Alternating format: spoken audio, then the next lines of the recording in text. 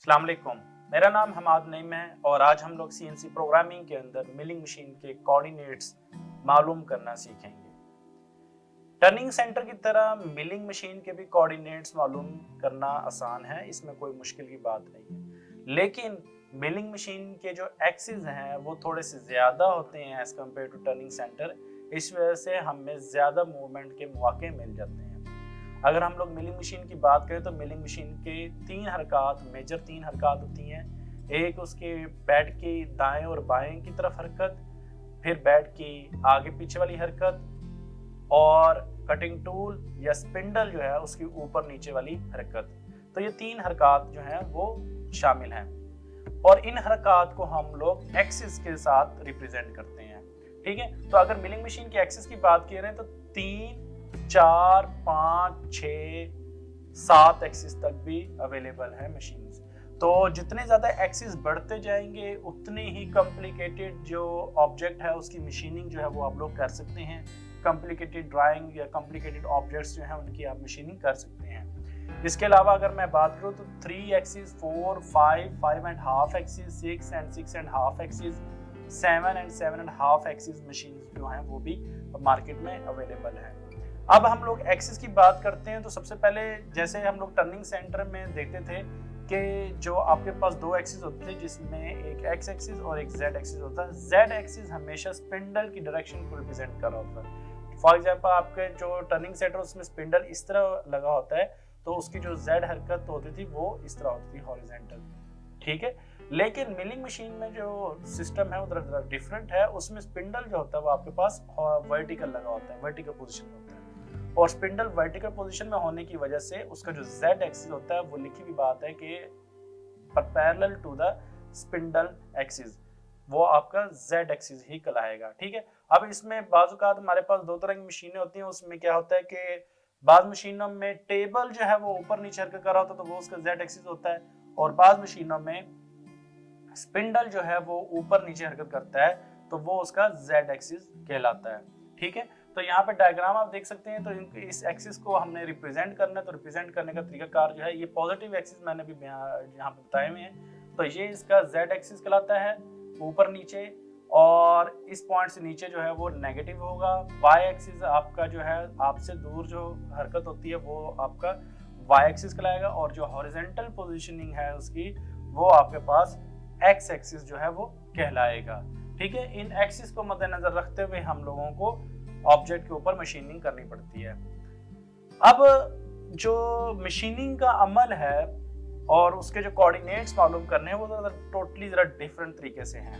ठीक है, milling machine के ऊपर आप दो तरीकों से कोऑर्डिनेट्स मालूम करते हैं। एक तो होता है एब्सोल्यूट पोजीशनिंग से मालूम कर सकते हैं और दूसरा इंक्रीमेंटल पोजीशनिंग से या मालूम कर सकते हैं।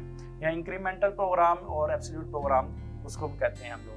अब होता क्या है कि एब्सोल्यूट आसान है या इंक्रीमेंटल आसान है ये तो हम आगे चल के देखेंगे, लेकिन आज जो है हमारा जो लेक्चर है वो एब्सोल्यूट पोजीशनिंग के ऊपर है, पोजीशन के ऊपर कि हमने एक कोऑर्डिनेट्स मालूम करने इस ऑब्जेक्ट के।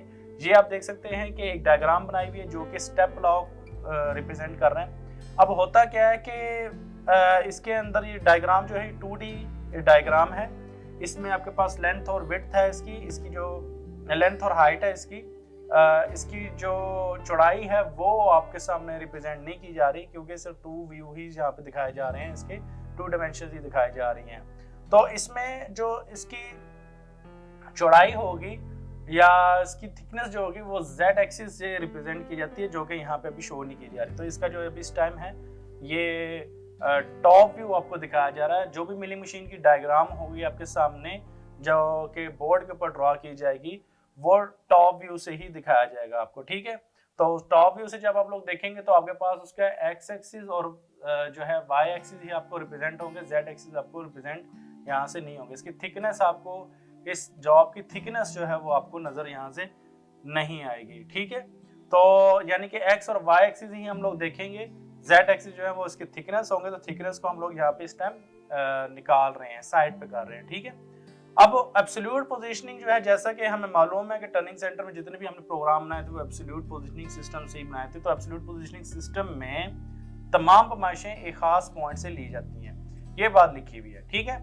तमाम पैमाइशें आपने एक खास पॉइंट लेनी है। अभी यहाँ पे आप लोग देख सकते हैं कि इसमें काफी सारे पॉइंट है, एक पॉइंट ये आ रहा है, ये पॉइंट आ रहा है, ये पॉइंट, ये पॉइंट, ये पॉइंट, ये पॉइंट, ये पॉइंट, ये सारे पॉइंट इसके क्लियर है। कोई एक पॉइंट हम लोग फिक्स कर लेंगे और तमाम पैमाइशें वहां से लेंगे, ठीक है। और जो डायमेंशनिंग है, दरअसल हमारे पास एब्सोल्यूट डायमेंशनिंग सिस्टम भी मौजूद है और इंक्रीमेंटल डायमेंशनिंग सिस्टम भी। तो यहाँ पे देख सकते हैं कि जो मैंने इसकी हॉरिजॉन्टल डायमेंशनिंग जो है वो मैंने एब्सोल्यूट तरीके से दी हुई है, जबकि जो इसकी दूसरी पोजीशनिंग है वो मैंने इंक्रीमेंटल पोजीशनिंग सिस्टम को इस्तेमाल किया है, ठीक है। ये आप यहाँ पे देख सकते हैं।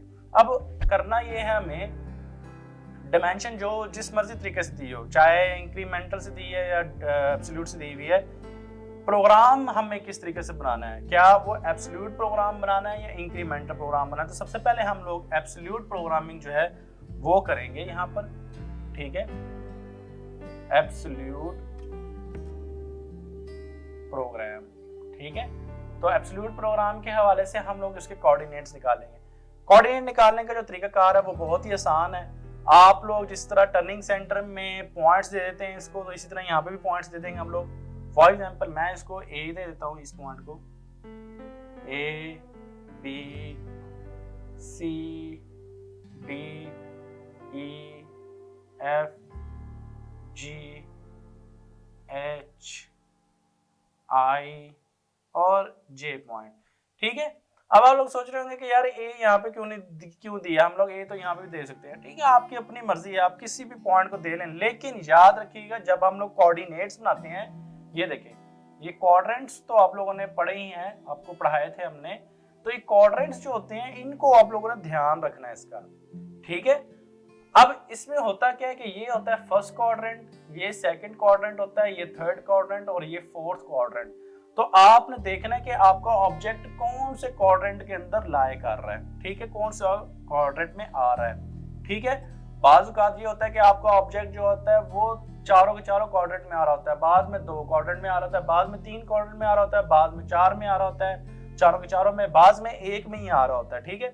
अब अगर इस केस की मैं बात करूं तो इसमें क्वाड्रेंट जो है वो एक ही क्वाड्रेंट बन रहा है हमारे पास, और ऑब्जेक्ट जो है वो सेकंड क्वाड्रेंट के अंदर बन रहा है, ठीक है। अगर मैं इसको ये देखूं, यहाँ से ये पॉइंट ओरिजिन, मैंने इस ओरिजिन को लिया और ए को, और उसके बाद यहाँ पे ड्रॉ कर दिया पूरा ऑब्जेक्ट, तो ये हमारे पास सेकंड क्वाड्रेंट बनेगा। तो सेकंड क्वाड्रेंट में क्या होता है, हमारे पास जो फर्स्ट क्वाड्रेंट में होता है एक्स भी पॉजिटिव होता है, और यहाँ पे हम लोग देखें तो y भी पॉजिटिव है। ये हमारे पास x कहलाएगा और ये हमारे पास y कहलाएगा। x positive, y positive, x negative, y negative, ठीक है।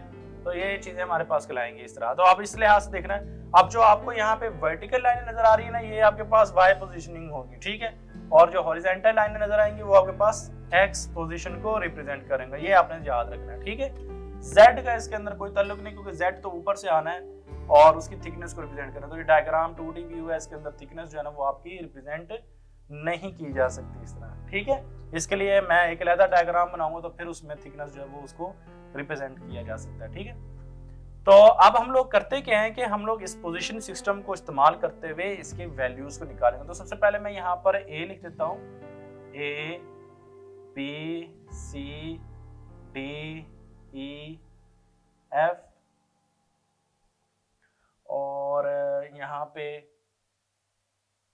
G, H, I, J, ठीक है। तो अब इस लिहाज से हम इसकी पोजीशनिंग मालूम करते हैं। तो हमने पॉइंट को फिक्स कर दिया है A के ऊपर। अब A पॉइंट हमारे पास फिक्स्ड हो गया, तो अब इसकी हम लोग वैल्यूज निकालेंगे। हम लोग कटिंग टूल को ना ट्रैवल करवाएंगे, इस तरह करके ट्रैवल करवाएंगे। जब वो ट्रैवल करेगा और उसको हमने कट की गहराई बता देनी है, तो ऑटोमेटिकली हमारे पास वर्कपीस की शक्ल उस तरह की बन जाएगी, ठीक है। अब देखें कि मैंने आपको कहा था कि जो आपको वर्टिकल लाइन नजर आएंगी वो y होगा, ठीक है, इस डायग्राम को देखते हुए, ठीक है। तो अभी A के ऊपर है, तो A के ऊपर तो x भी 0 होगा और y भी 0 होगा, ठीक है, ऐसे ही है ना। तो हमारे पास यहाँ पे x 0 है और y 0 होगा, क्योंकि अभी हरकत ही नहीं हुई, इसने हरकत ही नहीं की। अब A से आपने B की तरफ जाना है, तो B पॉइंट के ऊपर क्या वैल्यू होगी इसकी, A से B के ऊपर हरकत कर रहा है, लेकिन X में कर रहा है या Y में कर रहा है, आपको यहाँ से देखते ही पता चलेगा कि ये वर्टिकल लाइन नजर आ रही है। टॉप व्यू से देख रहे हैं तो Y हरकत है, ये देखिए ये Y हरकत है। क्या पॉजिटिव में हो रही है? हाँ जी पॉजिटिव में हो रही है, क्योंकि इस पॉइंट से नीचे नेगेटिव होता है, इस पॉइंट से ऊपर पॉजिटिव होता है। तो ये y एक्सिस में हरकत कर रहा है। तो अगर y में हरकत कर रहा है तो y लिख दें, अगर x में हरकत कर रहा है तो x लिख दें। अगर दोनों में हरकत हो रही है, टेपर हरकत कर रहा है, तो x और y दोनों हरकतें आएंगी। अब y की अगर मैं बात करूं तो यहाँ पे ये y में हरकत कर रहा है, तो मैं y 30 लिख दूंगा यहाँ पे, ठीक है। तो ये y 30 में इसने हरकत की है। अब b में चला गया, तो b से c की तरफ इसने हरकत करनी है, तो ये y में नहीं हो रही, ये x में हो रही है। तो x हमारे पास की वैल्यू होगी 30 वैल्यू होगी इसकी, ठीक है।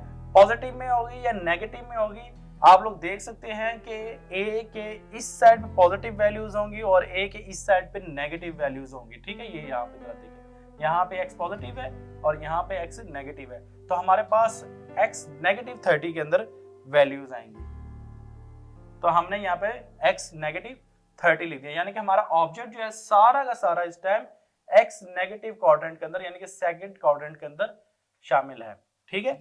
अब हम लोग करेंगे क्या कि C से D की तरफ हरकत कर रहा है, तो D की वैल्यू लिखेंगे, तो D के ऊपर कितनी हरकत हो रही है? 30 हो रही है। लेकिन 30 कहां से हो रही है? यहाँ B से 30 हो रही है, लेकिन हमें A की वैल्यू को भी ऐड करना पड़ेगा, क्योंकि एब्सोल्यूट पोजीशनिंग सिस्टम है, तमाम पांचें फिक्स पॉइंट से ली जाएंगी। तो B से D तक का जो फासला है वो 30 जमा 30 60 है, तो हमारे पास Y जो है वो 60 आ गई, ठीक है। अब उसके बाद हमारे पास जो है D से E की तरफ हरकत हो रही है, तो ये नेगेटिव में जा रही है वैल्यू, और कितनी हो रही है? अगर इसकी 30 वैल्यू है तो टोटल मिला के ये 30 इसको ऐड करेंगे, 30 एंड 30 60 वैल्यू, तो हमारे पास क्या आ गई वैल्यू? x माइनस 60, ठीक है। नीचे वाली डिमेंशन जो है वो मैंने एब्सोल्यूट में ही दी हुई है, ऊपर वाली डिमेंशन जो है वो हमारे पास दूसरी है, इंक्रीमेंटल पोजीशनिंग सिस्टम है। और वैसे अगर हम दोनों को मिलाकर अगर हम लोग टेक्निकली ड्राइंग की अगर बात करें तो ड्यूल डिमेंशनिंग सिस्टम कहलाता है, ठीक है। ड्राइंग के ऊपर दोनों डिमेंशनिंग सिस्टम बताए हुए हैं, इंक्रीमेंटल भी और एब्सोल्यूट भी, ठीक है। अब नेक्स्ट जो है हम लोग करते क्या हैं कि E से F की तरफ टूल हरकत कर रहा है, तो E से F की तरफ Y में हरकत कर रहा है, तो Y की वैल्यू जो है वो पॉजिटिव में आएगी हमारे पास 90, क्यों? 30 और ये 30, तो 90 वैल्यू है। अब F से G की तरफ हरकत कर रहा है, तो टोटल हमारे पास वैल्यू जो है वो X की क्या आएगी? माइनस 90, ठीक है। अब G से H की तरफ हरकत कर रहा है, तो H के ऊपर Y हमारे पास 120, ठीक है। और H से I की तरफ हरकत कर रहा है, तो I हमारे पास X माइनस 120 आ गई वैल्यू, ठीक है। अब देखिए I से ये J की तरफ जा रहा है, वापस नीचे आ रहा है वैल्यू, ठीक है, नीचे वैल्यू आ रही है, एब्सोल्यूट पोजीशन की तरफ चला गया है, यानी कि एक बार ऊपर गया वैल्यू टॉप लेवल पर पहुंच गया। अब टॉप लेवल देखो, यहां से अगर मैं बात करूं तो 0 1 2 50 90 100 और ये 120 बन रही है वैल्यू, ठीक है। तो जब ये ऊपर से नीचे की तरफ वापस आया इस पोजीशन की तरफ, तो इसकी जो वैल्यू है Y में वो 0 हो जाएगी, ठीक है। तो यहाँ पे J के ऊपर जाके Y जो है वो 0 हो जाएगी, ठीक है, क्योंकि A के ऊपर X भी 0 है, Y भी 0 है, A और ये जो J पॉइंट है ये एक ही लाइन के ऊपर अमल कर रहे हैं। तो ये इस तरीके से। अब जरा देखें, मैथ का एक उसूल होता है, मैथ में हम लोग क्वाड्रेंट्स वगैरह पढ़ते हैं, ठीक है, और फिजिक्स में भी क्वाड्रेंट्स वगैरह को पढ़ते हैं हम लोग, ठीक है। तो जरा यहाँ पे देखें कि आपके पास जितनी भी वैल्यूज आई हैं, एक वैल्यूज जो हैं वो पॉजिटिव में वैल्यूज आ रही हैं और एक नेगेटिव में वैल्यूज आ रही हैं। आपके पास जो हॉरिजेंटल लाइनें हैं, जो हॉरिजेंटल एक्सिस है वो हमेशा नेगेटिव में है, जबकि वर्टिकल एक्सिस जो है वो पॉजिटिव में है। तो चेक करें यहाँ पर आप लोग कि आपके पास x जो है वो नेगेटिव है, जबकि y जो है वो पॉजिटिव है। आप लोग अपनी वैल्यूज को यहाँ पे चेक करेंगे तो आपको पता चलेगा कि आपके पास सिर्फ और सिर्फ x नेगेटिव में और y पॉजिटिव में है। तो ये जो चीज है आपको बयान करती है कि आपका जो ऑब्जेक्ट है वो सेकंड क्वाड्रेंट के अंदर लाई कर रहा है। किस में कर रहा है? सेकंड क्वाड्रेंट में लाई कर रहा है, ठीक है। अगर मैं A की बजाय J पॉइंट को फिक्स कर देता हूं तो आपका ऑब्जेक्ट जो है, ये देखें, ये अगर मैं इस तरह कर देता हूं, ठीक है, तो क्या आपका पूरा ऑब्जेक्ट इस लाइन से ऊपर है, इस लाइन से इस साइड पे, क्या ये फर्स्ट क्वाड्रेंट में नहीं आ रहा? फर्स्ट में आ गया, ठीक है। और अगर मैं इसको इस क्वाड्रेंट में ले आता हूं तो जरा देखें, ये पहला हो गया, पहले में भी नहीं है ऑब्जेक्ट, ये दूसरे में भी ऑब्जेक्ट नहीं है, ये तीसरे में भी ऑब्जेक्ट नहीं है, बल्कि चौथे में ऑब्जेक्ट है। तो चौथे के अंदर आपके पास कौन कौन सी वैल्यू आती है? x पॉजिटिव होता है, y नेगेटिव होता है आपके पास। तो इसमें जो भी आप लोग वैल्यूज निकालेंगे वो सारी की सारी वैल्यूज जो है x पॉजिटिव में होंगी और y जो है वो नेगेटिव के अंदर होगा। इसी तरह आपने अगर थर्ड क्वाड्रेंट में निकालना, तो थर्ड क्वाड्रेंट में निकालने के लिए आपको क्या करना पड़ेगा? आपका ऑब्जेक्ट खास तौर पे इधर इस जगह पे करके लाई करना चाहिए, तो आपके पास सारी की सारी वैल्यूज जो है वो नेगेटिव में आएंगे, ठीक है। लेकिन इस टाइम अभी वो ऑब्जेक्ट जो है वो लाई नहीं कर रहा थर्ड में, ठीक है। और अगर आप लोग सेंटर में निकालना चाहते हो तो सेंटर में निकालने के लिए सिंपल आप लोग इसको ये भी ऑब्जेक्ट आपको इसको किसी सेंटर पॉइंट के ऊपर होना चाहिए, तो फिर आपका ऑब्जेक्ट जो है वो फर्स्ट में, सेकंड में, थर्ड और फोर्थ चारों क्वाड्रेंट के अंदर आ जाएगा। तो उम्मीद करता हूँ इस लेक्चर की आपको समझ में आए होंगे। बिल्कुल आसान उसी तरह ही है जिस तरह आप लोगों ने टर्निंग सेंटर कोऑर्डिनेट्स निकाले थे, तो मिलिंग मशीन के ऊपर भी इसी तरह ही है, लेकिन एक्सिस जो है वो चेंज हो गए हैं। इसमें अभी स्पिंडल और जो एक्सिस है उनका जिक्र जो है वो नहीं किया जा रहा, सिर्फ और सिर्फ अभी एक्सिस जो है वो एक्स और वाई एक्सिस को रिप्रेजेंट किया जा रहा है। जेड एक्सिस जो है उसकी थिकनेस को रिप्रेजेंट करते हैं, यानी कटिंग टूल ने ऊपर से आना है, वो तो हमने डेप्थ ऑफ कट दे देना है तो आराम से मालूम हो जाएंगे। तो उम्मीद करता हूँ इस लेक्चर की आपको समझ में आ गई होगा। अगर कोई इसमें मुश्किल है, कोई परेशानी है आपको, तो आप लोग मुझे कमेंट कर सकते हैं वीडियो के एंड पर और मुझसे रब्ता कर सकते हैं, ठीक है। तो इस लेक्चर को अच्छे से रिपीट कीजिएगा, प्रैक्टिस कीजिएगा, डिफरेंट किस्म की डायग्राम्स बनाइएगा और डायग्राम बनाने के बाद आप लोग इसको हल कीजिएगा। अगर मैं आपको एक वो सैंपल दे दूं तो आप लोग इस तरह की एक डायग्राम बनाइएगा, ठीक है। ये कोई मुश्किल डायग्राम नहीं है, ये बहुत आसान डायग्राम है।